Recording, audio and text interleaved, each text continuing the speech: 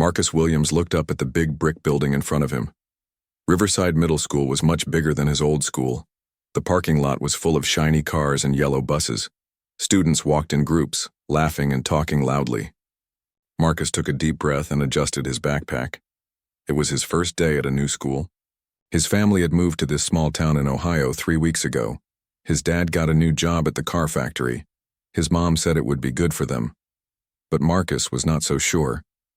At his old school in Cleveland, Marcus had friends. He knew all the teachers. He felt safe there. Here, everything was different. The town was much smaller. Most people were white. Marcus was one of only a few black students he had seen so far. He walked through the front doors. The hallways were wide and clean. Lockers lined both sides. Students rushed past him without looking. Marcus found the main office and went inside. "You must be Marcus Williams," said the lady behind the desk. She had gray hair and wore glasses. "I'm Mrs. Johnson. Welcome to Riverside Middle School." Marcus nodded. "Thank you, ma'am." Mrs. Johnson handed him a schedule and a map of the school. "Your first class is math with Mr. Peterson, room 204, that's upstairs and to the left." Marcus looked at the map. The school was like a maze to him. "Thank you," he said again. "If you need help, just ask any teacher," Mrs. Johnson said with a smile. Marcus walked out of the office and into the busy hallway. Students were opening lockers and talking to friends. He looked at his schedule. Math, English, science, history, lunch, art, and PE. It looked like a normal day, but Marcus felt nervous. He found room 204 just as the bell rang. Students were sitting down at their desks. Marcus stood in the doorway, not sure what to do. "You must be our new student," said Mr. Peterson. He was a tall man with brown hair. "Class, we have a new student joining us today. This is Marcus Williams." All. The students turned to look at Marcus. He felt his face get hot. Some students just stared. Others whispered to each other. Marcus saw a few kids roll their eyes. "Take a seat anywhere you like, Marcus," Mr. Peterson said. Marcus looked around. The room. There was an empty desk in the middle. He walked over and sat down. The girl next to him moved her chair away a little bit. Marcus pretended not to notice. "Today we're working on fractions," Mr. Peterson said. He started writing on the board. Marcus was good at math. At his old school, he was in the advanced math class, but he stayed quiet and just listened. He did not want to draw more attention to himself. When the class ended, students packed up their books quickly. Marcus took his time. He did not want to get lost in the crowd. A boy with red hair walked past his desk. "Hey, new kid," the boy said. "I'm Jake. Where did you come from?" "Cleveland," Marcus said quietly. "Cleveland, huh? Big city boy." Jake smiled, but it was not a friendly smile. "Well, this isn't Cleveland. Things are different here." Marcus did not know what to say. Jake walked away with his friends. Marcus heard them laughing as they left the room. The next class was English. Marcus found the room and sat in the back. The teacher, Mrs. Davis, was reading a poem out loud. Marcus liked poetry, but he just listened. He did not raise his hand or speak. At lunchtime, Marcus got his food and looked for a place to sit. The cafeteria was full of round tables. Students sat in groups. Marcus did not know anyone. He found an empty table in the corner and sat alone. He pulled out a book from his backpack. It was about famous musicians. Marcus loved music. He had been playing piano since he was 4 years old. His grandmother taught him. She used to be a professional piano player before she got married. "What are you reading?" Marcus looked up. A girl with curly brown hair was standing near his table. She looked friendly. "It's about musicians," Marcus said. "Cool, I'm Sarah. I play violin in the school band." She sat down across from him. "Are you new here?" "Yes, I just started today. I'm Marcus." "Where did you move from?" "Cleveland." "Wow, that's a big city. Do you like it here so far?" Marcus thought about his answer. "It's different," he said. Sarah laughed. "Yeah, this town is pretty small. Everyone knows everyone, but most people are nice once you get to know them." Marcus hoped she was right. Sarah seemed nice. Maybe he could make at least one friend here. Do you play any instruments? Sarah asked. Marcus hesitated. At his old school, everyone knew he played piano. He had won several contests. His music teacher always picked him to play at school events. But here, he was not sure if he should tell people about his music. A little, he said. You should join the band. Mr. Rodriguez is really cool. We practice after school on Tuesdays and Thursdays. Maybe, Marcus said, but he was not ready to join anything yet. He just wanted to fit in first. The rest of the day went by slowly. In each class, Marcus felt like people were watching him. Some students were curious, others seemed unfriendly.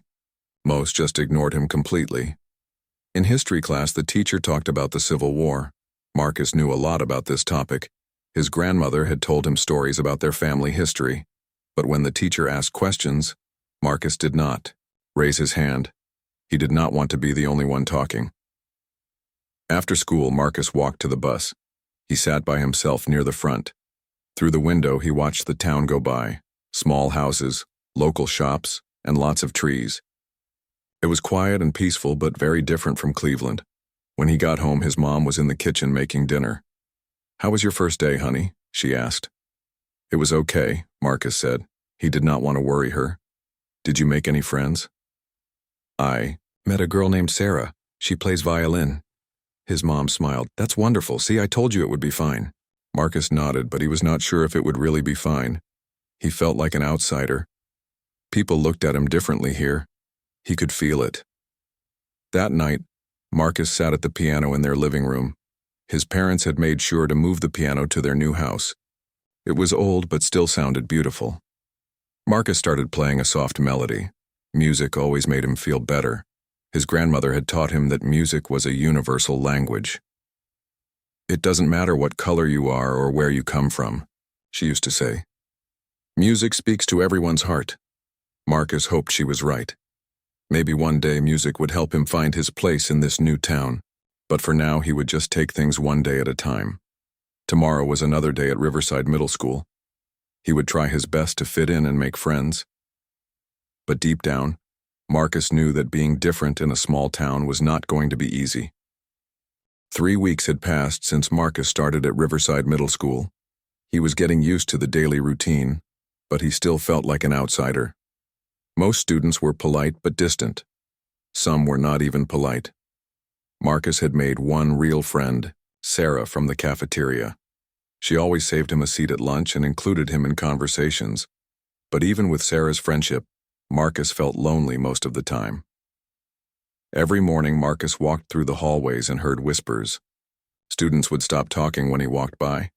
In his classes, teachers called on him less often than other students. When they did, they seemed surprised when he gave good answers. "Maybe he's smarter than we thought," Marcus heard one teacher say to another in the hallway. Marcus pretended not to hear, but the words hurt. Why were they surprised that he was smart? At his old school, everyone knew he was a good student. Here, people seemed to think he was only at the school because of special programs for minority students. The truth was different. Marcus's parents chose Riverside Middle School because it had good test scores. They wanted the best education for their son. Marcus had always been in advanced classes, but nobody here seemed to know or care about that. On Thursday morning, Principal Anderson made an announcement over the loudspeaker. "Good morning, students and faculty. This Friday we will have our monthly talent assembly. Students who signed up will perform for the whole school. The assembly will be in the gymnasium at 2 p.m. All classes will attend." Marcus had heard about these assemblies.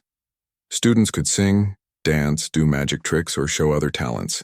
Sarah had mentioned that she might play violin, but she was too nervous to sign up. "You should sign up to play piano," Sarah told Marcus at lunch that day. Marcus almost choked on his sandwich. "What? No way. Come on, I heard you humming classical music yesterday. You know about music, right?" Marcus had been careful not to talk about his piano playing. He was afraid of standing out even more than he already did. "I don't want to perform in front of everyone." "Why not? It could be fun." Marcus shook his head. "I'm not ready for that yet." But Sarah's words stayed in his mind all day. Marcus did miss playing piano for people. At his old school, he performed at every concert and assembly. Music was a big part of who he was. Here, he kept that part of himself hidden. Friday morning came quickly. Marcus could feel excitement in the air. Students were talking about the assembly all day. Some were nervous about performing. Others were excited to see their friends on stage. At 2 p.m., all the students filed into the gymnasium. The basketball hoops were pushed up to the ceiling. A small stage was set up at one end with a microphone and some chairs. In the middle of the stage sat an old black piano. Marcus looked at the piano and felt a familiar longing. He had not played in front of people for months. His fingers itched to touch the keys. But he pushed those feelings down and found a seat. In the back rows with the other 8th graders, Principal Anderson walked onto the stage. He was a tall man with gray hair and a serious face. Marcus had only seen him a few times in the hallways. The principal always wore expensive suits and had a way of looking at students like he was judging them. "Welcome to our monthly talent assembly," Principal Anderson said into the microphone. "We have some wonderful performances lined up for you. Today, let's give all our performers a big round of applause." The students clapped. Marcus clapped too, even though he felt nervous for the kids who were about to perform. The first act was a group of 7th grade girls who did a dance routine. They had matching outfits and had practiced a lot. The audience cheered loudly when they finished. Next, a boy named Tommy played guitar and sang a country song. He was pretty good, and the students seemed to enjoy it. A few kids whistled and clapped along. Then came a magic show by 2 6th grade boys. They did card tricks and made a rabbit appear from a hat.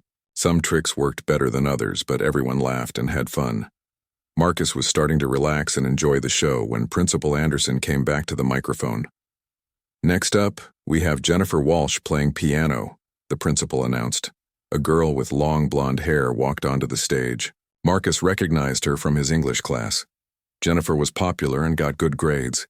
She sat at the piano and began to play Für Elise by Beethoven. Marcus winced. Jennifer was hitting wrong notes. Her timing was off. She played too fast, in some parts and too slow in others. It was clear she had not practiced very much, but when she finished, everyone clapped politely. "Thank you, Jennifer," Principal Anderson said. "That was lovely." Marcus frowned. It was not lovely at all. Jennifer had made many mistakes. At his old school, the music teacher would have helped her practice more before performing. Principal Anderson looked at his list of performers. "Oh dear," he said with a frown. "It looks like our next performer, David Chen, is sick today. He was supposed to play piano as well." The principal looked around the gymnasium. His eyes moved across the rows of students. Marcus was sitting in the back, but somehow Principal Anderson's eyes found him. Marcus felt a chill run down his spine. The principal was staring right at him with a strange smile on his face. "Well, we can't have our piano sitting here unused," Principal Anderson said. "We need another volunteer to come up and play." Marcus sank lower in his seat. He had a bad feeling about what was coming next. "Let's see. We have some new students this year. Maybe one of them would like to try." The principal's voice had a tone that Marcus did not like. "How about you, Marcus Williams? Would you like to come up and play piano for us?" Every head in the gymnasium turned to look at Marcus. He felt his face get hot. His heart started beating fast. This was not a real invitation. Marcus could tell by the principal's voice and the look on his face. This was something else. I don't really play," Marcus said quietly, but his voice was too soft for anyone to hear. "Come on, don't be shy," Principal Anderson said. His smile got bigger. "I'm sure you have some natural rhythm. Most of your people do." A few students in the audience giggled. Marcus felt sick to his stomach. He knew what the principal was really saying. This was not about talent or giving him a chance. This was about making fun of him. Marcus looked around for help. Sarah was sitting a few rows ahead of him. She turned around and gave him an encouraging smile. She had no idea what was really happening. "Marcus Williams, come on up here," Principal Anderson said louder. "Don't keep us waiting." Marcus knew he had two choices. He could refuse and look scared in front of the whole school, or he could go up there and let the principal make a fool of him. Either way, he would be embarrassed. But then Marcus thought about his grandmother. She had taught him that sometimes in life, you have to stand up and show people who you really are, even when it's scary, even when people don't expect good things from you. Marcus took a deep breath and stood up. The gymnasium was completely quiet now. 400 students and teachers were watching him walk down the bleachers toward the stage. Each step felt like it took forever. Marcus could hear his heart beating in his ears. His hands were shaking a little bit, but he kept walking. Principal Anderson was still smiling that strange smile when Marcus reached the stage. "Ladies and gentlemen," the principal announced with dramatic flair, "let's see what our new student Marcus Williams can do at the piano." Marcus walked across the stage. The old piano looked bigger up close. He could see scratches and marks on the black wood. Some of the keys were slightly yellow with age. But Marcus knew that what mattered was not how the piano looked. What mattered was the music inside it. He sat down on the piano bench and looked out at the audience. Hundreds of faces stared back at him. Some looked curious. Some looked skeptical. Some looked like they were already getting ready to laugh. Marcus placed his hands on the keys. They felt familiar and comforting, like old friends. He had not played in front of people for so long, but his grandmother's voice echoed in his mind. "Music is a gift, Marcus. When you have a gift, you should share it with the world." The gymnasium was so quiet that Marcus could hear the air conditioning humming. Everyone was waiting to see what would happen next. Principal Anderson stood at the side of the stage with his arms crossed, still wearing that confident smile. Marcus closed his eyes for a moment and thought about what to play. He could play something simple and safe, or he could play something that would really show what he could do. He thought about all the whispers in the hallways, all the times teachers seemed surprised when he answered questions correctly, all the assumptions people had made about him since he arrived at this school. Marcus opened his eyes and looked directly at Principal Anderson. Then he placed his fingers on the keys and began to play. What happened next would change everything at Riverside Middle School. Marcus's fingers touched the piano keys and the first notes rang out across the silent gymnasium. He had chosen to play Chopin's Minute Waltz, one of the most difficult pieces his grandmother had taught him. The music started softly, like a gentle breeze. Marcus's hands moved gracefully across the keys. Each note was perfect and clear. The old piano, which had sounded rough when Jennifer played it, now sang like a beautiful bird. In the audience, students who had been preparing to laugh suddenly stopped. The girl sitting next to Sarah whispered, "Wow, is that really him playing?" Marcus was no longer thinking about the hundreds of people watching him. He was lost in the music. His grandmother had always told him that when he played, he should let the music carry him away. "Don't think about your fingers or the keys," she used to say. "Just feel the music in your heart and let it flow." The waltz grew faster and more complex. Marcus's left hand played the deep bass notes while his right hand danced through the melody. His fingers moved so quickly, they seemed to blur, but every single note was exactly where it should be. Principal Anderson's confident smile was starting to fade. He had expected Marcus to stumble through a simple song, maybe Twinkle, Twinkle, Little Star or something basic. He had not expected this level of skill. Not from this kid. In the third row, Mrs. Patterson, the school's music teacher, leaned forward in her seat. She knew Chopin well. She had tried to play this same piece many times but never mastered it. Yet here was this quiet boy, this new student whom everyone had overlooked, playing it like a professional. Marcus reached the middle section of the waltz, where the melody became sweet and flowing. His touch on the keys was so gentle that some notes seemed to float in the air. Students who had been whispering were now completely silent. Even the teachers had stopped grading papers and were listening. Sarah felt tears starting in her eyes. She had known Marcus was special, but she had no idea he could do this. She thought about all the times he had sat alone at lunch, all the times other students had ignored him or made mean comments. If only they had known what an amazing talent he was hiding. The music built to the famous fast section that gave the waltz its nickname. Marcus's hands flew across the keyboard in a blur of motion. The notes came so quickly they sounded like musical raindrops. Every student in the gymnasium was now sitting on the edge of their seat. A boy named Derek, who had made fun of Marcus in PE class, was staring with his mouth open. "How is he doing that?" Derek whispered to his friend. Marcus's performance was flawless. Not one wrong note, not one missed beat. The dynamics rose and fell like ocean waves. Soft passages made people lean in to listen. Loud sections filled the entire gymnasium with rich, powerful sound. Principal Anderson was no longer smiling at all. His face had turned red. This was not going according to his plan. He had wanted to embarrass Marcus, to put him in his place. Instead, the boy was making everyone else look foolish for underestimating him. The waltz moved into its final section. Marcus's playing became even more expressive. He swayed slightly with the music, completely absorbed in the performance. His grandmother had taught him that music was not just about hitting the right keys. It was about telling a story, sharing emotions, touching people's hearts. Students throughout the gymnasium were having their own emotional reactions. Some felt ashamed for the way they had treated Marcus. Others felt amazed that such beautiful music could come from someone they had barely noticed. A few felt angry at themselves for making assumptions. Mrs. Patterson was thinking about all the piano students she had taught over the years. None of them, not even her best students, could play like this. This boy had a rare gift. How had she not known? How had no one discovered this talent?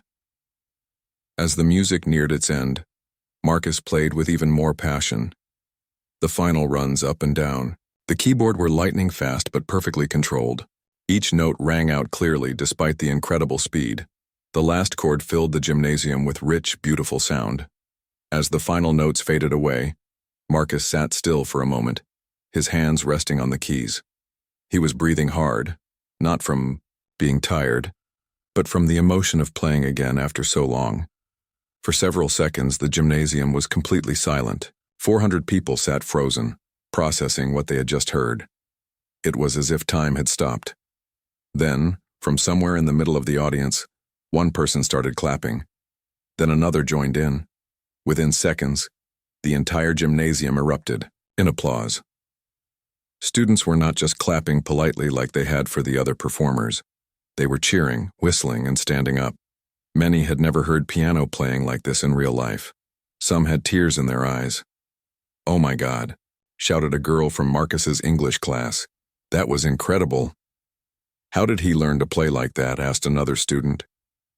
"That was better than any concert I've ever been to," said a teacher to her colleague.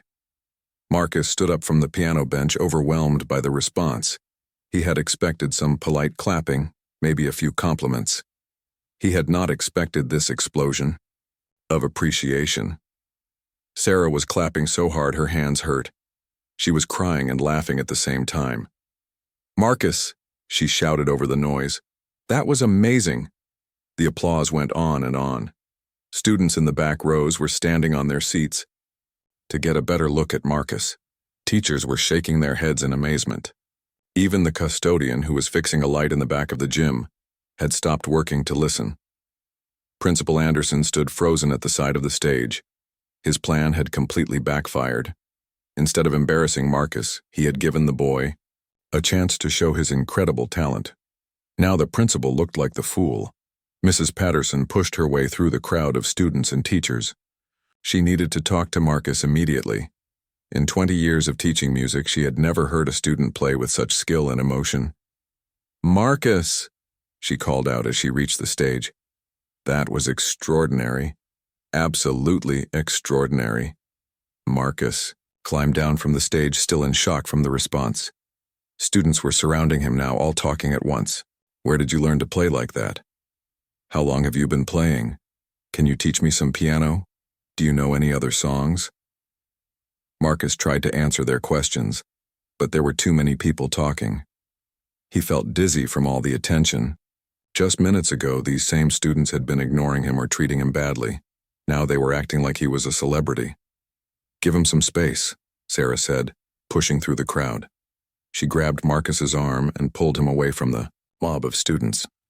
Principal Anderson finally found his voice. He walked to the microphone with shaky steps. "Well," he said, his voice cracking a little, "that was quite a performance." The students were still buzzing with excitement. Many were still clapping. The principal tried to continue with the assembly, but no one was paying attention anymore. Everyone wanted to talk about Marcus and his amazing piano playing. "Let's give Marcus another round of applause," Principal Anderson said weakly. The gymnasium exploded in cheers again. Marcus felt his face getting hot from all the attention. He was happy that people liked his playing, but he was also confused. Where had all these friendly faces been for the past 3 weeks? As the assembly finally ended and students began filing, out of the gymnasium, Marcus stood near the stage with Sarah and Mrs. Patterson. Groups of students kept walking by, all wanting to talk to him. "Marcus," Mrs. Patterson said when they finally had a quiet moment, "we need to talk. That performance was professional level. Where did you study music?" "My grandmother taught me," Marcus said quietly. "Your grandmother must be an incredible teacher. Have you ever performed in competitions?" Marcus nodded. "Yes, ma'am. I won a few contests back in Cleveland." Mrs. Patterson's eyes grew wide. "What kind of contests?" "State competitions, mostly. I was supposed to compete in a national competition before we moved." Mrs. Patterson felt her heart racing. This boy was not just talented. He was gifted at a level she had rarely seen, and he had been sitting in her school for 3 weeks without anyone knowing. "Marcus, would you consider joining our music program? We could really use someone with your abilities." Before Marcus could answer, Principal Anderson appeared beside them. His face was still red and he looked very uncomfortable. "Quite a surprise there, Marcus," the principal said, forcing a smile. "I had no idea you were so talented." Marcus looked at the principal and saw something in his eyes that he did not like. It was not admiration or respect. It was something else. Something that made Marcus feel uneasy. "Thank you, sir," Marcus said politely. "Yes, well, we'll have to find ways to showcase your abilities in the future." Principal Anderson walked away quickly, leaving Marcus with a strange feeling. The applause and cheers had been wonderful, but something about the principal's reaction worried him. As students continued to file out of the gymnasium, Marcus realized that everything had changed. For better or worse, he was no longer invisible. At Riverside Middle School, everyone knew who he was now. The question was, what would happen next? The days following Marcus's performance were like nothing he had ever experienced. Word of his piano playing spread through the school faster than wildfire. Students who had never spoken to him before were now saying hello in the hallways. Teachers, who had barely noticed him, were suddenly very interested in his other abilities. But Marcus noticed something strange happening too. Not everyone was happy about his newfound fame. On Monday morning, Marcus arrived at school to find a small crowd gathered around his locker. Students were talking excitedly about Friday's assembly. "I still can't believe how good he was," said a girl named Katie. "My mom wants to know if he gives piano lessons," added another student. Marcus felt both proud and embarrassed as he opened his locker. He was not used to being the center of attention. At his old school, his musical talent had been well known, but here it felt different. It felt like people were shocked that someone like him could play so well. "Hey, Marcus," called out Jake, the red-haired boy who had been unfriendly on Marcus's first day. "That was pretty cool what you did Friday. I had no idea you could play like that." Marcus nodded politely. "Thank you. Where did you learn to play? Did you go to some fancy music school in Cleveland?" "My grandmother taught me," Marcus replied, just as he had told Mrs. Patterson. "Your grandmother? Seriously?" Jake looked surprised. "She must be some kind of professional musician or something." Marcus smiled a little. "She was, actually. She played piano professionally when she was younger." This was true, but Marcus did not tell the whole story. His grandmother, Ella Williams, had been an incredibly talented jazz pianist in the 1960s. She had dreamed of playing in famous clubs and recording albums. But because she was a black woman in those days, opportunities were very limited. She had played in small local clubs and taught piano lessons to make money. When she got married and had children, she put her own dreams aside, but she never stopped playing. When Marcus was born, she saw a chance to pass on her gift. She had been teaching him since he could reach the piano keys. As Marcus walked to his first class, he overheard conversations about his performance everywhere he went. "I heard he's been playing since he was like 2 years old," whispered one student. "My sister said he could probably get into any music school in the country," said another. "I wonder why he kept it a secret for so long," wondered a third. Marcus had kept it a secret because he had learned to be careful about standing out. In some places, being different could make life harder. He had wanted to fit in first, then maybe share his music later, but Principal Anderson had forced the situation. In English class, Mrs. Davis asked Marcus to stay after the bell rang. "Marcus, I want to apologize," she said when the other students had left. "I had no idea about your musical background. I feel terrible that we haven't been recognizing your talents." "It's okay, Mrs. Davis," Marcus said. He was getting tired of these conversations. "No, it's not okay. I've been teaching for 15 years and I should have seen that you were special. We all should have." Marcus appreciated her honesty, but it also made him feel sad. Why did it take a piano performance for people to see that he was worth knowing? At lunch, Marcus's usual quiet table was surrounded by students wanting to sit with him. Sarah looked both happy and a little overwhelmed by all the attention her friend was getting. "This is crazy," she whispered to Marcus. "Half these kids wouldn't even look at you last week." Marcus nodded. He was thinking the same thing. "Marcus," said a boy named Chris, sitting down at their table without being invited, "my mom heard about your performance. She wants to know if you'd be interested in playing at our church. We have a special service coming up." Before Marcus could answer, another student jumped in. "The community center is looking for entertainment for their fall festival. You should definitely audition." More and more requests kept coming. Everyone seemed to want Marcus to perform somewhere. He felt overwhelmed by all the sudden attention and opportunities. After lunch, Marcus had a meeting with Mrs. Patterson in the music room. She had asked him to come during his free period so they could talk privately. "Marcus," she said as soon as he walked in, "I've been doing some research. I looked up piano competitions in Ohio, and I found your name in several news articles." She handed him a stack of papers she had printed from the internet. Marcus saw his own photo from various competition programs and local newspaper stories. "You didn't just win a few contests," Mrs. Patterson said, her voice full of amazement. "You won the Ohio State Middle School Piano Championship 2 years in a row. You placed third in the National Young Artists Competition last year. Marcus, do you realize how incredible that is?" Marcus looked at the papers. Seeing his achievements written down like that made him feel proud but also sad. These accomplishments felt like they belonged to a different person, someone from his old life. "The article says you were being considered for a full scholarship to the Cleveland Institute of Music," Mrs. Patterson continued. "Marcus, that's one of the best music schools in the country. What happened to that opportunity?" "We moved here," Marcus said simply. "My dad got a job at the factory." Mrs. Patterson sat down heavily in her chair. "Oh my goodness, Marcus, do you understand what you gave up? Do your parents realize?" Marcus shifted uncomfortably. "We needed to move. My dad was out of work for a long time. This job was a good opportunity for our family." Mrs. Patterson nodded, but Marcus could see she was upset. "Of course, family comes first. But Marcus, talent like yours is extremely rare. We need to find ways to nurture it here." She pulled out another paper.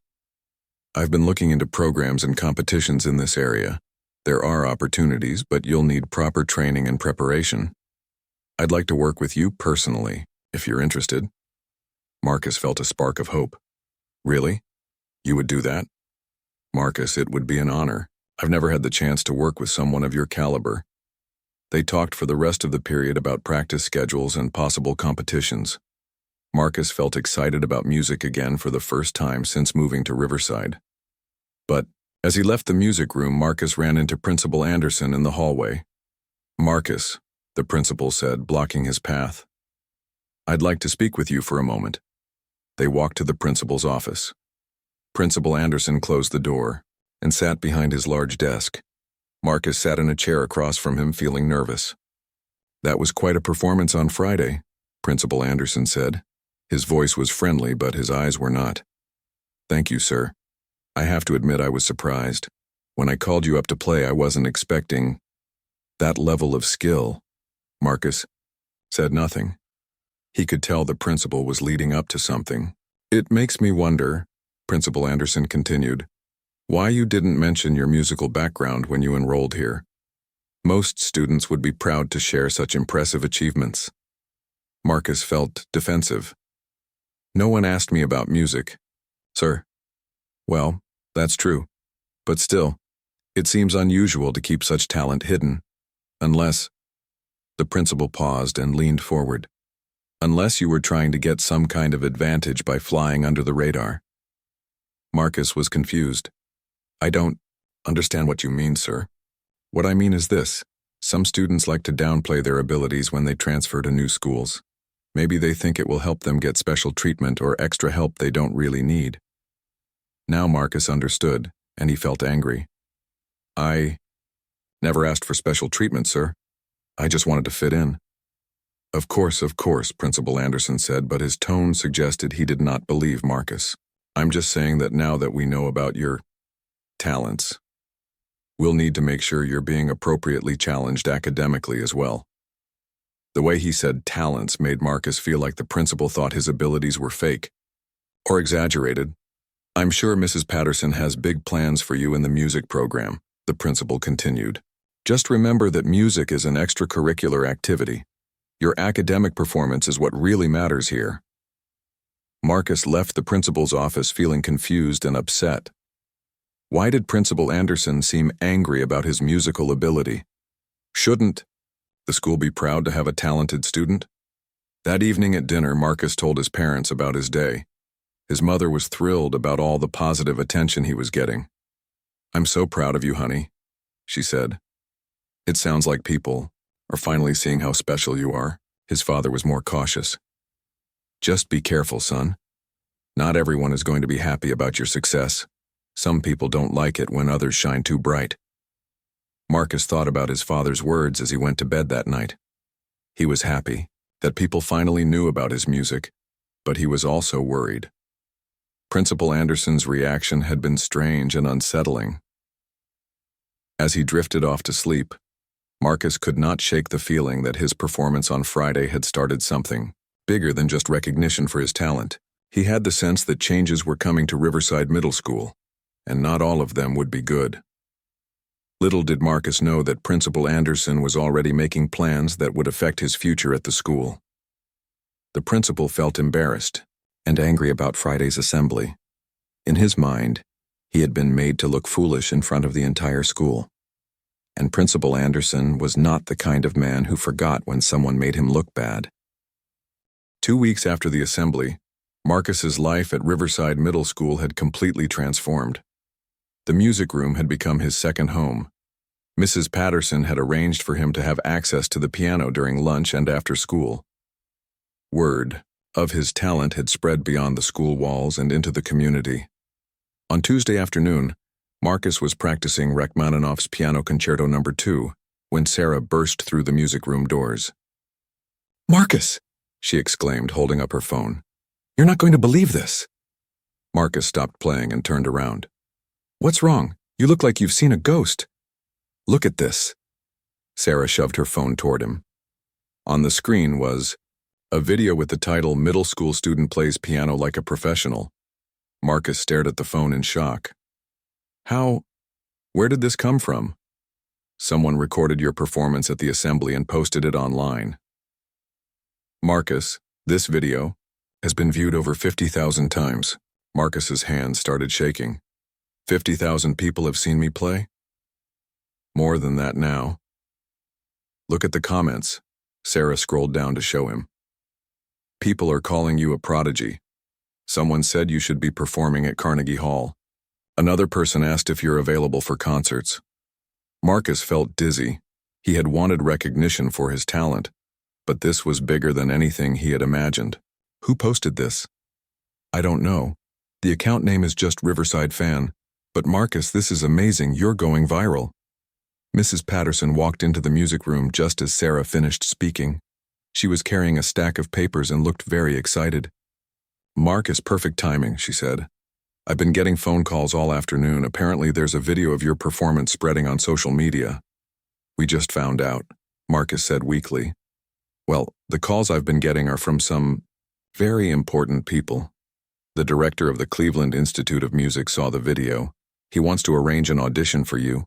There's also a talent scout from the Columbus Symphony who's interested in meeting you. Marcus sat down heavily on the piano bench. This was all happening too fast. But that's not all, Mrs. Patterson continued, her excitement growing.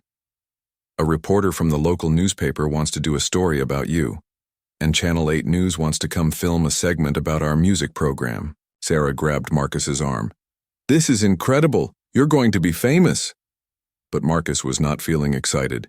He was feeling overwhelmed and worried. Mrs. Patterson, I don't know if I'm ready for all this attention.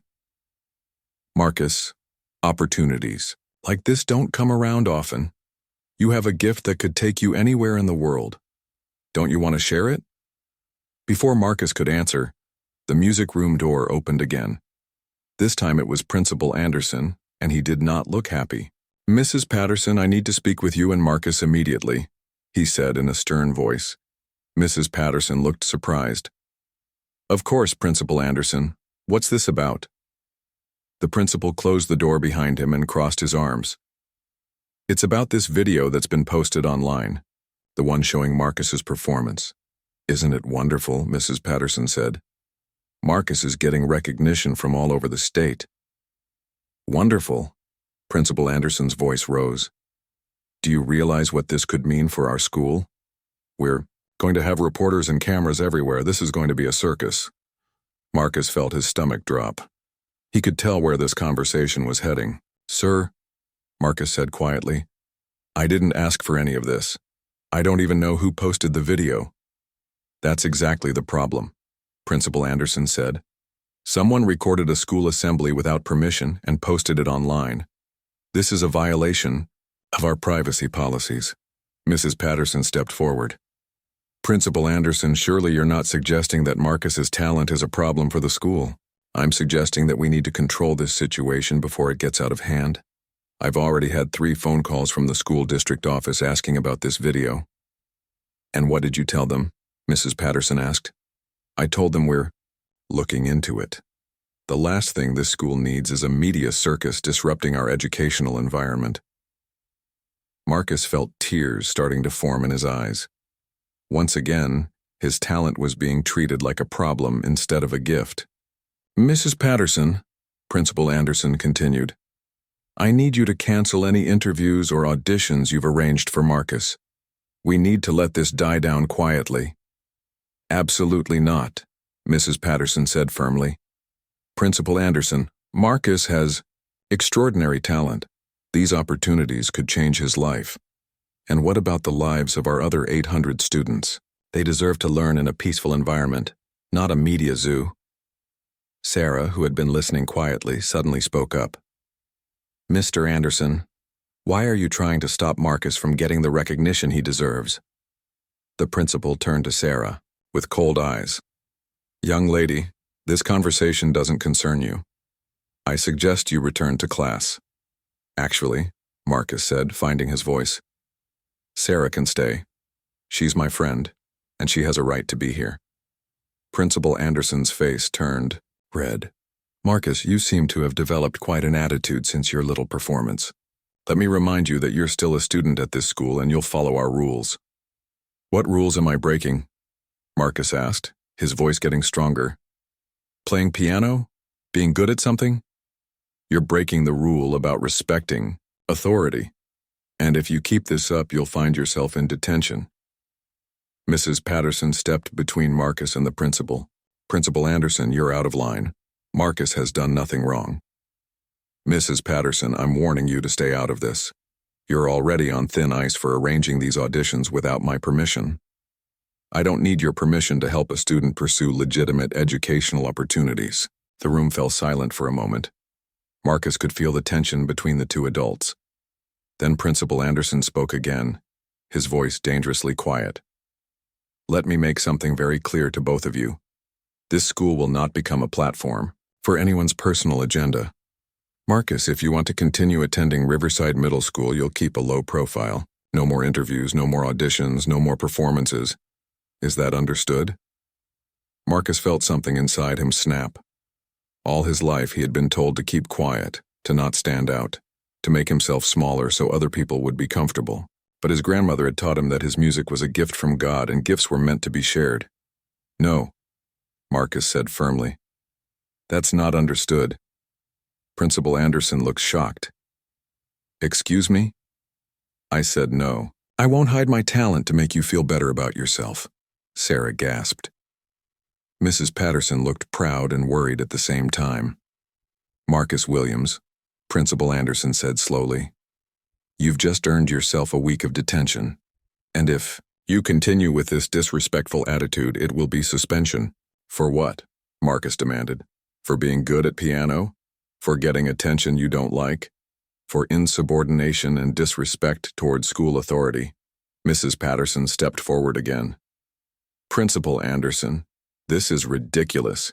You can't punish a student for having talent. I can punish a student for being disrespectful. And Mrs. Patterson, you're now officially banned from arranging any outside activities for Marcus without my written permission. Marcus felt his world crashing down around him. The opportunities that had seemed so exciting just minutes ago were being taken away by one man's jealousy and small-mindedness. You know what? Marcus said, his voice shaking with emotion. I finally understand what happened at that assembly. You didn't call me up there to give me a chance. You called me up there to embarrass me. You wanted me to fail so you could laugh at me. Principal Anderson's face went pale. That's not true. Yes, it is. You thought I would stumble through some simple song and make a fool of myself. But when I played well, it made you look bad instead. And now you're mad because your plan backfired. Marcus, that's enough, the principal said, but his voice was shaky. You're right, it is enough, Marcus said. I'm tired of people like you trying to make me feel small. My grandmother taught me that talent is a gift, and I'm not going to hide it anymore just because it makes you uncomfortable. With that, Marcus stood up from the piano bench and walked toward the door. Where do you think you're going? Principal Anderson called after him. To call my parents, Marcus said without turning around. They need to know what kind of person is running this school. As Marcus left the music room, he could hear Principal Anderson and Mrs. Patterson starting to argue loudly. Sarah followed him out into the hallway. Marcus, are you okay? She asked, running to catch up with him. Marcus stopped walking and turned to face his friend. For the first time since the assembly, he felt completely clear about what he needed to do. Sarah, I just realized something important. It doesn't matter how talented you are or how hard you work. Some people will always try to tear you down because they're threatened by your success. So what are you going to do? Marcus thought about his grandmother, who had faced much worse discrimination but never stopped playing. He thought about all the great musicians who had overcome obstacles to share their gifts with the world. I'm going to keep playing, he said firmly. Principal Anderson can give me detention every day for the rest of the year, but he can't stop me from being who I am. As they walked down the hallway together, Marcus felt something he hadn't felt in a long time. Pride in himself and his abilities. Marcus called his parents from the school office, and they arrived 30 minutes later looking worried and confused. When Marcus explained what had happened with Principal Anderson, his father's face grew dark with anger. Let me understand this correctly, Mr. Williams said to Principal Anderson across the desk in his office. You're punishing my son for being talented? Mr. Williams, your son was disrespectful and insubordinate. I was simply trying to maintain order in my school. Marcus's mother, who had been quiet until now, leaned forward. Principal Anderson, my son has never been disrespectful in his life. If he spoke up to you, it's because you were treating him unfairly. Mrs. Williams, I understand you want to defend your child, but he needs to learn that there are consequences for his actions. Mr. Williams stood up slowly. He was a big man who worked hard at the factory, And when he was angry, people noticed. The only consequence my son should face is getting the support he needs to develop his God-given talent. Instead, you're trying to punish him for it. Principal Anderson shifted uncomfortably in his chair. That's not what this is about. Then what is it about? Mrs. Williams asked. Because from where I'm sitting, it looks like you're threatened by a 14-year-old boy who plays piano better than you expected. The meeting continued for another hour, but nothing was resolved. Principal Anderson refused to remove Marcus's detention, and Marcus's parents refused to accept that their son had done anything wrong. By the next morning, word of the conflict had spread throughout the school. Students were talking about it, in hushed groups in the hallways. Many were taking Marcus's side. It's not fair, Sarah told a group of students at lunch. Marcus is the most talented person in this whole school, and Mr. Anderson is trying to punish him for it. Why does the principal care so much? Asked Derek, the boy who had once made fun of Marcus. I mean, shouldn't the school be proud to have someone like Marcus here? Marcus was surprised to find that many students were supporting him. Even some who had ignored him before were now saying that Principal Anderson was being unfair, but not everyone was on his side. A few students, particularly some of the older ones who were friends with the principal's family, spread rumors that Marcus was being difficult and causing trouble. I heard he thinks he's too good for this school now, whispered one 8th grade. Croissant, my mom knows Mrs. Anderson, and she said Marcus has become really arrogant since that assembly. These rumors hurt Marcus, but he tried to ignore them. He had bigger problems to worry about. The real surprise came on Wednesday morning when Mrs. Patterson was not in the music room.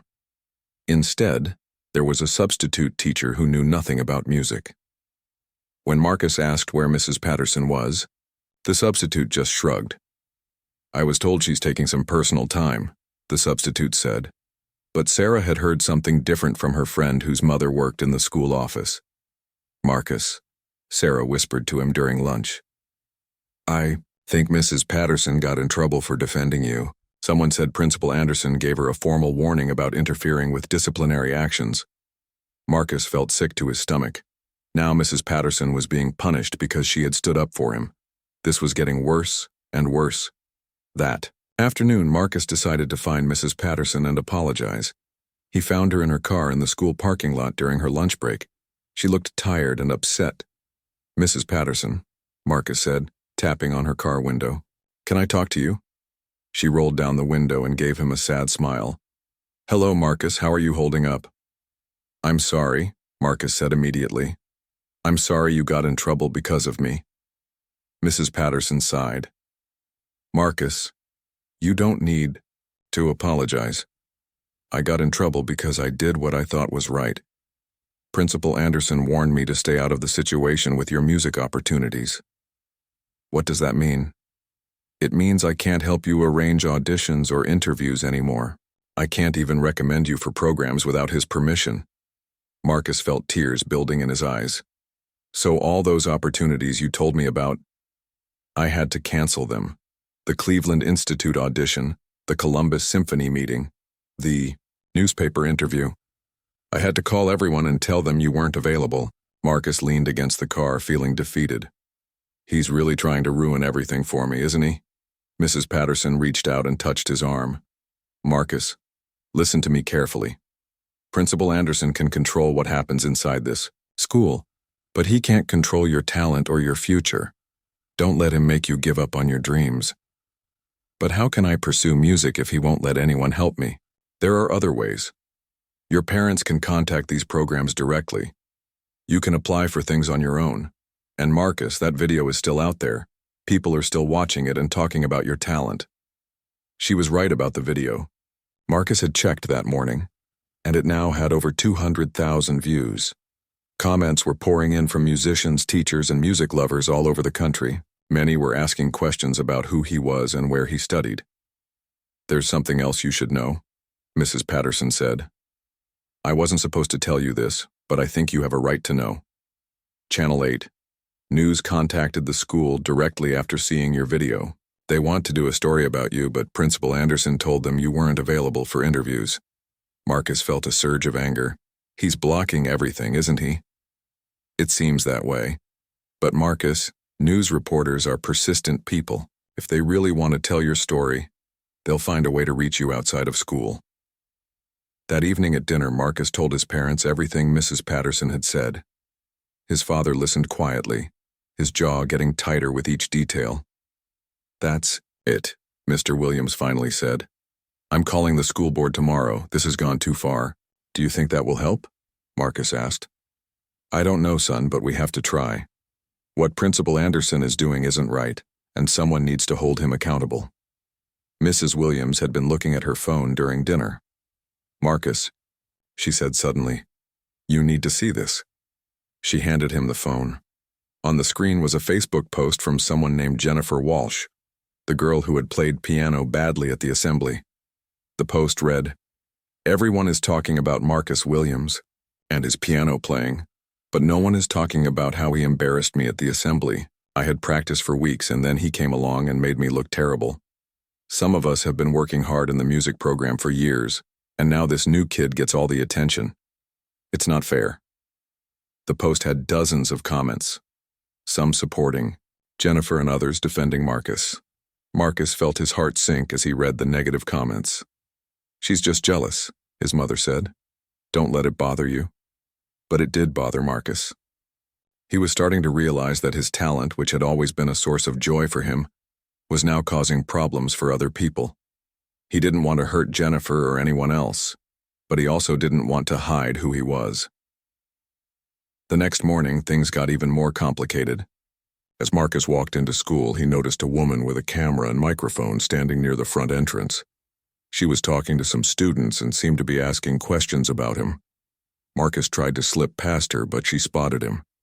"Excuse me," she called out. "Are you Marcus Williams?" Marcus stopped and looked at her nervously. "Yes, ma'am. I'm Jessica Chen from Channel 8 News. I've been trying to reach you about your incredible piano performance. Would you be willing to answer a few questions?" Before Marcus could respond, Principal Anderson appeared beside them. "Ms. Chen, I told you yesterday that Marcus is not available for interviews. You need to leave school property immediately." The reporter looked surprised. "Principal Anderson, I'm on a public sidewalk, and I'm simply asking this young man if he'd like to share his story. This young man is a minor and a student at my school. Any interviews must be approved through proper channels." Marcus looked back and forth between the reporter and the principal. He could see other students gathering around to watch the confrontation. "Principal Anderson," Jessica Chen said politely but firmly, "are you saying you're preventing this student from speaking to the media about his talents?" "I'm saying that I'm protecting my students from media exploitation. From what I've seen online, Marcus's talent is extraordinary.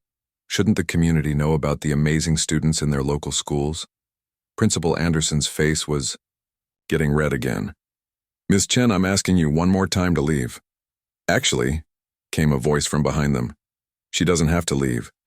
Everyone turned to see Mr. Williams walking up the sidewalk. He was dressed in his work clothes and looked determined. "Mr. Williams," Principal Anderson said, "what are you doing here?" "I'm here to make sure my son gets the opportunities he deserves, and if he wants to talk to this reporter, that's his choice." Marcus felt a surge of pride in his father. His dad had probably taken time off work to come to school and support him. "Ms. Chen," Mr. Williams said, "my son would be happy to answer your questions, but not here. Can you meet us somewhere after school?" "Absolutely," the reporter said, handing Mr. Williams her business card. "I'll be at the park across the street at 3:30.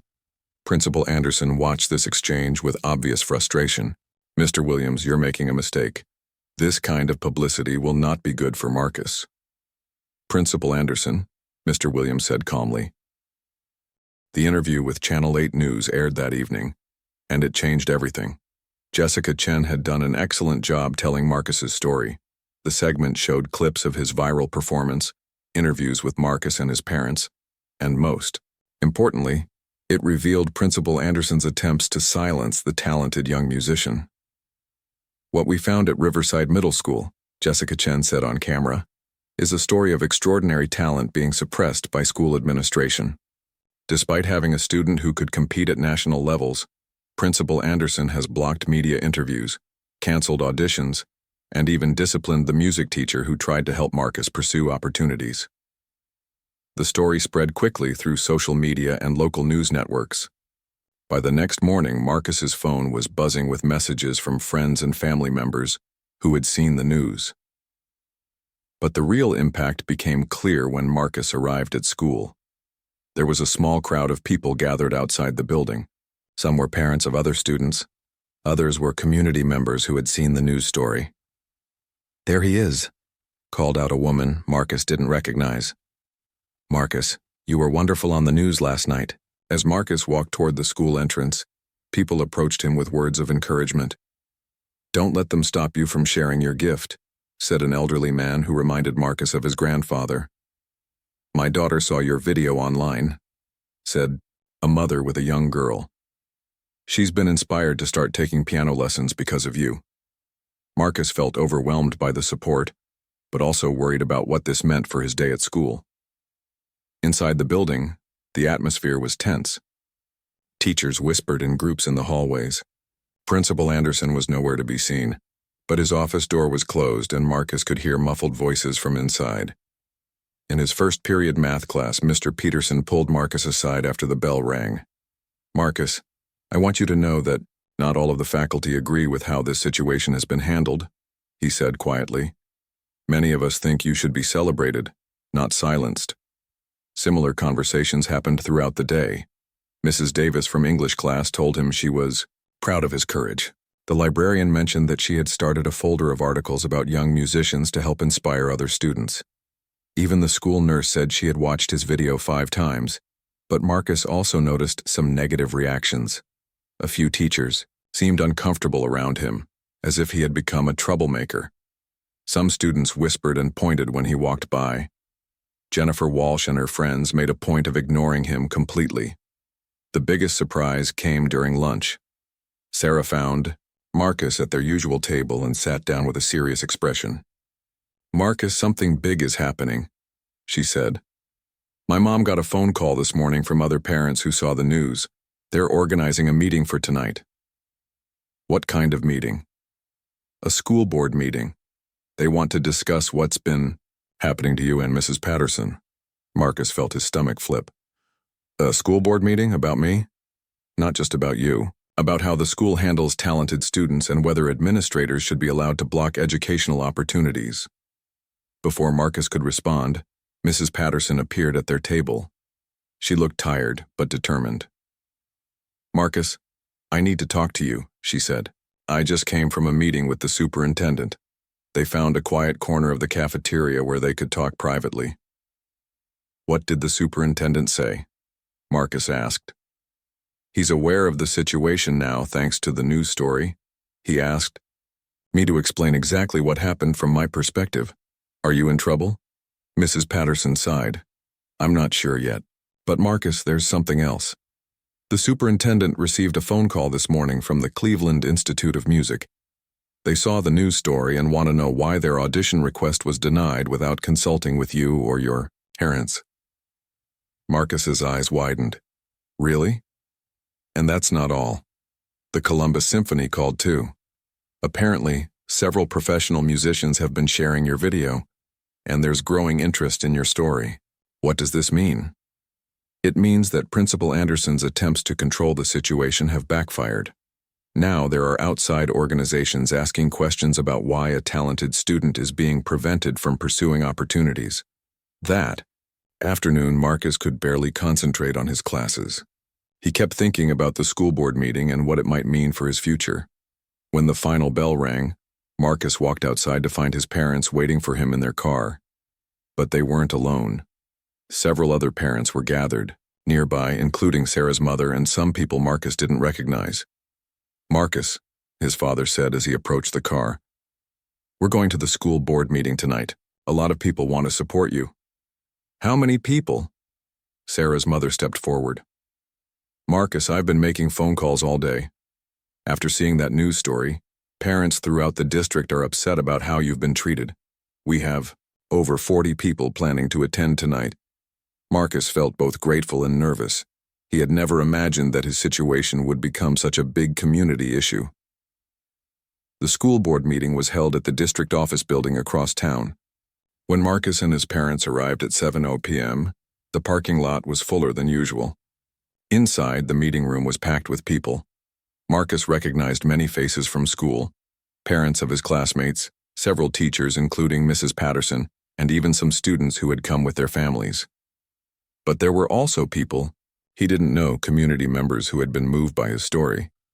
The school board consisted of 5 elected members who sat at a long table at the front of the room. The board president, a woman named Mrs. Rodriguez, called the meeting to order. "We have an unusually large crowd tonight," she said, looking around the room. "I understand there are concerns about a situation at Riverside Middle School involving a student named Marcus Williams." Marcus felt his face get hot as all eyes turned toward him. "Before we hear public comments," Mrs. Rodriguez continued, "I'd like to ask Superintendent Dr. Johnson to provide some background." Dr. Johnson, a tall man with graying hair, stood up and cleared his throat. "Thank you, Mrs. Rodriguez. The district has become aware of concerns regarding how Riverside Middle School has handled requests for media interviews and external opportunities for student Marcus Williams, who has demonstrated exceptional musical talent." He went on to explain that the district was investigating whether proper procedures had been followed and whether any policies had been violated. Then came the public comment period. One by one, parents and community members stood up to speak. Sarah's mother was first. "My daughter has told me about Marcus's incredible talent and how he's been treated at school. It's unacceptable that any administrator would try to hide a student's gifts instead of celebrating them." Mr. Peterson, Marcus's math teacher, spoke next. "I've been teaching for 12 years, and I've never seen a more talented or well-behaved student than Marcus Williams. The way he's been treated is not reflective of our school's values." Then came a surprise. A woman Marcus didn't recognize stood up and identified herself as Dr. Sarah Kim from the Cleveland Institute of Music. "I drove 2 hours to be here tonight," she said. "Our institution has been trying to arrange an audition for Marcus Williams based on his extraordinary talent. When we were told by Riverside's principal that the student was not interested, we were disappointed. Learning through news reports that these opportunities were denied without the student's knowledge is deeply concerning." The room buzzed with whispered conversations. Marcus had no idea that someone from such a prestigious institution would actually come to a school board meeting to speak on his behalf. Mrs. Patterson spoke about the educational value of nurturing gifted students and how external opportunities could enhance Marcus's learning experience. But then Jennifer Walsh's mother stood up and Marcus tensed. "I understand that Marcus is talented," Mrs. Walsh said, "but my daughter has been in the music program for 3 years. She's worked hard and deserves recognition too. It seems unfair that one new student gets all this attention while other kids are ignored." This comment sparked some tension in the room. A few people nodded in agreement while others looked disapproving. Then something unexpected happened. Derek, the boy who had once teased Marcus, stood up with his parents. "Mrs. Walsh," Derek said, his voice shaky with nervousness, "I used to be mean to Marcus when he first came to our school. I made assumptions about him that were wrong. When I heard him play piano, I realized how talented he was, but also how wrong I had been to judge him. The problem isn't that Marcus gets attention for being good at something. The problem is that some of us, including me, didn't treat him fairly from the beginning." The room was quiet after Derek's speech. Marcus felt tears in his eyes. He had never expected Derek to defend him, especially not in front of the whole community. Finally, Principal Anderson was called to speak. He looked uncomfortable as he approached the microphone. "I want to clarify that my actions were intended to protect Marcus from media exploitation and to maintain a proper learning environment at our school," he said. "I believe that outside attention can be disruptive to a student's education." Mrs. Rodriguez, the board president. 6 months later, Marcus stood backstage at the Ohio Theater in Columbus, adjusting his bow tie and taking deep breaths. Through the curtain, he could hear the excited chatter of the audience filling the concert hall. Tonight was the biggest performance of his life, a solo recital with the Columbus Youth Symphony. So much had changed since that school board meeting. The weeks following the community's intervention had been a whirlwind of activity and transformation at Riverside Middle School. Principal Anderson had been quietly transferred to another district after the school board's investigation revealed a pattern of discriminatory behavior toward minority students. The new principal, Dr. Martinez, had made it her mission to celebrate student achievements and ensure that all talented students received proper support. Mrs. Patterson had been officially recognized by the district for her advocacy on behalf of gifted students. She now served as the coordinator for the new talented student program that the district had created partly because of Marcus's experience. But perhaps the most meaningful change was what had happened to the school community itself. Derek had become one of Marcus's closest friends, and together they had started a peer mentoring program to help new students feel welcomed. Jennifer Walsh had initially remained resentful, but gradually came to understand that Marcus's success didn't diminish her own efforts. She eventually asked him to help her improve her piano technique, and they had performed a duet at the spring concert. The viral video that had started everything now had over 2 million views. It had opened doors that Marcus had never dreamed possible. He had auditioned for and been accepted into the pre-college program at the Cleveland Institute of Music, where he studied on weekends with some of the best teachers in the country. Columbus Symphony had featured him as a guest soloist twice, and a recording company had approached his family about making an album. But Marcus and his parents had decided to focus on his education first, with professional opportunities coming later. "Marcus, you're on in 5 minutes," said the stage manager, appearing beside him backstage. Marcus nodded and flexed his fingers. Tonight's program was challenging. Mozart's Piano Concerto No. 23, followed by Chopin's Ballade No. 1. But he felt ready. More than ready. He felt excited to share his music with the world. In the audience, Marcus could see his family in the front row. His parents beamed with pride, and sitting next to them was his grandmother, who had flown in from Cleveland for this special performance. She was wearing her best dress and the pearl necklace she had worn when she performed decades ago. Also in the audience were many familiar faces from Riverside Middle School. Sarah was there with her parents, as were Derek and his family, Mrs. Patterson, Dr. Martinez, and dozens of classmates and teachers. Even some members of the school board had come to support him. The television crew from Channel 8 News was there too. Jessica Chen, the reporter who had first brought Marcus's story to light, would be doing a follow-up segment about his journey from silenced student to celebrated young artist. As Marcus walked onto the stage, the audience erupted in applause. The bright lights made it difficult to see individual faces, but he could feel the warmth and support radiating from the crowd. He sat at the beautiful grand piano and placed his hands on the keys. For a moment he thought about that day 6 months ago when Principal Anderson had called him to the stage as a joke. That man had intended to humiliate Marcus, but instead had given him the opportunity to show the world his gift. Marcus began to play Mozart's opening notes, and the orchestra joined in perfect harmony. As the music filled the concert hall, he thought about all the people who had supported his journey. His parents who sacrificed to nurture his talent, his grandmother who passed down her love of music, Mrs. Patterson who fought for his opportunities, and the community that rallied around him when he needed help most. The performance was flawless. Marcus played with technique that impressed the professional musicians in the audience and emotion that moved some people to tears. During the slow movement of the Mozart concerto, he could see his grandmother wiping her eyes with a handkerchief. When the Mozart ended, the audience gave him a standing ovation that lasted for several minutes. But Marcus knew the best was yet to come. The Chopin Ballade was his grandmother's favorite piece, and he had been saving it as a surprise for her. As he began the opening notes of the ballade, Marcus saw his grandmother's face light up with recognition and joy. This was the piece she had played when she was young, the piece that represented all her dreams and aspirations in music. Now her grandson was playing it on one of the most prestigious stages in Ohio. The ballad told a story through music, beginning with gentle romantic themes that gradually became more dramatic and powerful. Marcus played each section with deep understanding and mature musical interpretation that belied his 14 years. As he reached the dramatic climax of the piece, Marcus thought about his own story. Like the ballade, his journey had begun quietly, faced challenges and conflicts, but ultimately soared to heights he had never imagined possible.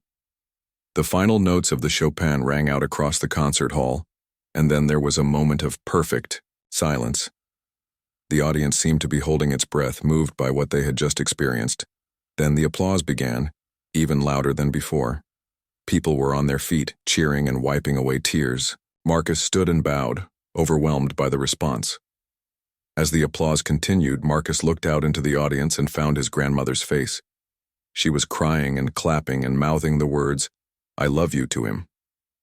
In that moment, Marcus felt the presence of all the great musicians who had come before him, all the people who had fought for the right to share their gifts with the world. After the concert, there was a reception where Marcus met with audience members, signed programs, and posed for pictures. Dr. Kim from the Cleveland Institute told his parents that Marcus was progressing even faster than they had hoped. A representative from the National Young Artists Competition invited him to audition for their summer program. But the most meaningful moment came when Marcus found a quiet corner with his grandmother. "Grandma," he said, "thank you for giving me this gift." She smiled and took his hands in hers. "Marcus, I didn't give you anything. This talent was always inside you. I just helped you find it. But what if Principal Anderson had succeeded in stopping me? What if the community hadn't supported me?" His grandmother squeezed his hands. "Baby, talent like yours can't be hidden forever. It finds a way to shine, no matter what obstacles people put in front of it. You just have to be brave enough to let it shine. Were you ever afraid when you were young? When people tried to stop you from playing?" She nodded. "Many times, but I learned something important. When you have a gift, you have a responsibility to share it with the world. Not for fame or recognition, but because music has the power to heal, to inspire, to bring people together." Marcus looked around the reception room, where people from all different backgrounds were talking and laughing together. Students from his school were chatting with professional musicians. His parents were deep in conversation with parents of other young artists. Mrs. Patterson was excitedly discussing music education with Dr. Kim. "Do you think things will really be different now?" Marcus asked. "Not just for me, but for other kids who are different or talented?" His grandmother smiled. "Marcus, change happens one person at a time, one story at a time. Your story has already changed things at your school. It's changed how people think about judging others based on assumptions. And it's shown everyone that when a community comes together to support a young person's dreams, beautiful things can happen." A year later, Marcus returned to Riverside Middle School for a special performance at the annual spring concert. As he walked through the hallways where he had once felt so alone and unwelcome, he saw posters celebrating student achievements in music, art, academics, and athletics. The school had truly transformed into a place that nurtured all kinds of talent. Dr. Martinez had established a Marcus Williams Scholarship for talented students who needed financial support to pursue their artistic dreams. Mrs. Patterson's music program had grown to include 150 students, and the school had purchased new instruments and equipment. Perhaps most importantly, the school had implemented programs to help all students feel welcomed and valued from their first day. New students were paired with peer mentors, teachers received training about recognizing different types of talent, and administrators were required to approve all decisions that might limit educational opportunities. During his performance that night, Marcus played the same piece that had started everything, Chopin's Minute Waltz. But this time he played it as a celebration, rather than a desperate attempt to prove his worth. The audience, which included many new students who had been inspired by his story, listened with appreciation and respect. After the concert, a shy, sixth-grade girl approached Marcus with her parents. "Mr. Williams," she said quietly, "I play violin, but I've been afraid to join the school orchestra because I'm the only one in my family who plays music." Marcus knelt down to her level. "What's your name?" "Maria." "Maria, let me tell you something. Being the only musician in your family doesn't make you strange.